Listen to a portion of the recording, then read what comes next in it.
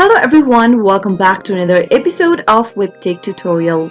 In today's video, I'm going to show you how to log in to your Security National mortgage account.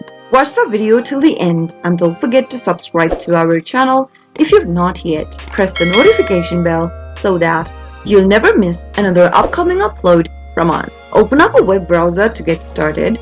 In the URL box, search for securitynational.loanadministration.com and press enter on your keyboard. You'll end up in this login portal for Security National Mortgage Company. In the username text box, type in your username associated with your mortgage account. If you've not registered for an account yet, you can click on this register your account link and get started first. And once you have your username and password with you, you can simply enter it in the text boxes over here like I'm doing right now and agree to the terms and privacy policy. If you'd like this system to remember your username on this device, check this little box, but leave it unchecked if you're using a public or a shared device. If you're having trouble remembering your username and password, you can get help by clicking on Forgot Username or Forgot Password link respectively.